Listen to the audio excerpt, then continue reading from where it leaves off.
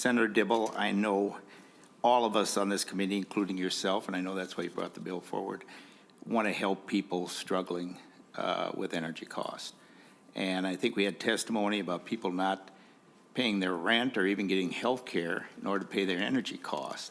And energy costs are rising exponentially, and that is a concern. I do have a question out of this. I'll try not to duplicate anything Senator Matthews mentioned, although I have very similar concerns. The other thing to understand about the energy is that a lot of the costs are being driven by government taxes, government mandates, and government regulations that are artificially inflating the cost of energy. You know, we passed the 2040 bill out of here last year. I called that bill the Obamacare of electricity. If you like your health insurance premiums, you're going to love your electricity rates. And I just got a notice from my rural co-op that my electricity rates are going up again, okay?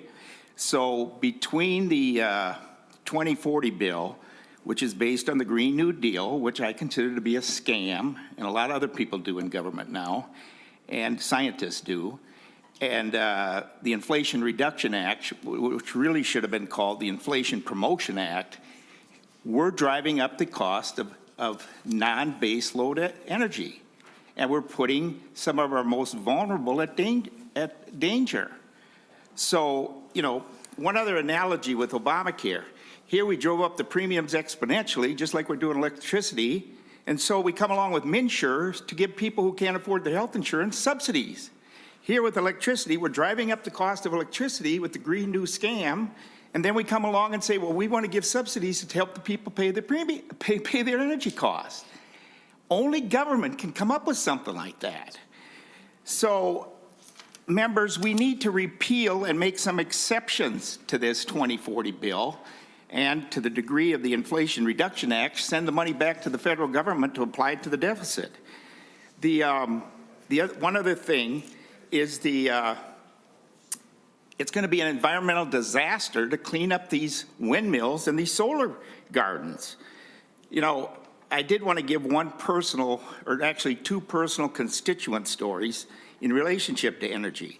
I have a lady in a wheelchair who lives not too far from my office.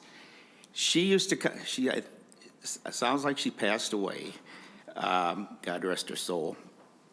But she came over on a regular monthly basis crying because she had to decide between her prescription drugs, she's by herself, and paying her energy bill. So guess what I did? I wrote the check out for her energy bill, okay? Time and time and time again.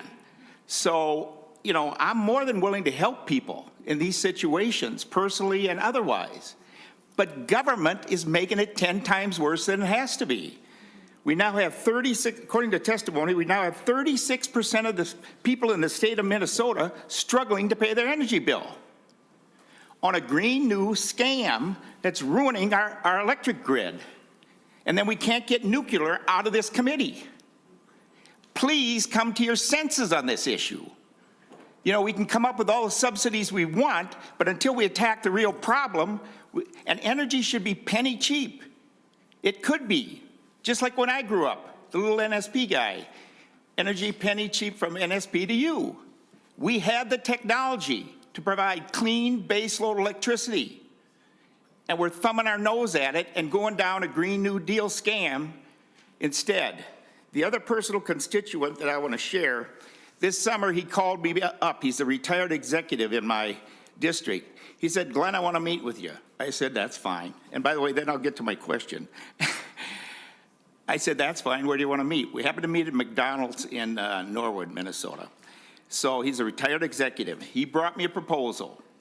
He owns a small acreage out in the country.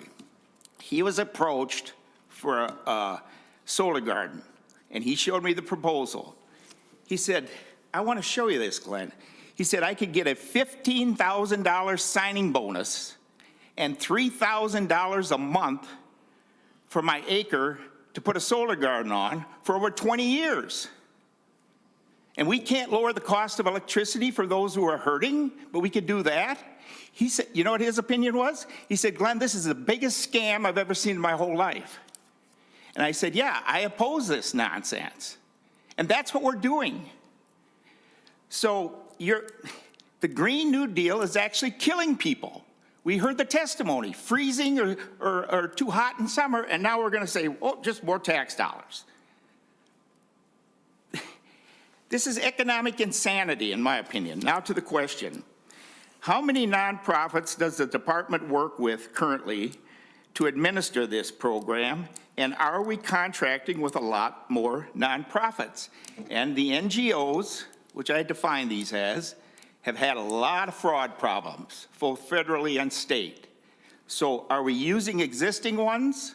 And do we have controls? Or are we adding some new ones?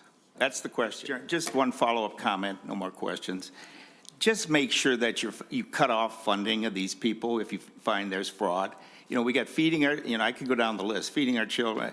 I mean, they just keep sending the bills and they're saying help people and they're not helping people. So really watch the back door, okay? And then the other thing to the public that's watching, members, I mean, citizens, please be involved. They are ruining our grid, which should be hardened, and they're driving up the cost of electricity and energy artificially, and it doesn't need to be done. We have the technology to provide you penny-cheap electricity on a baseload basis. Please participate. Thank you.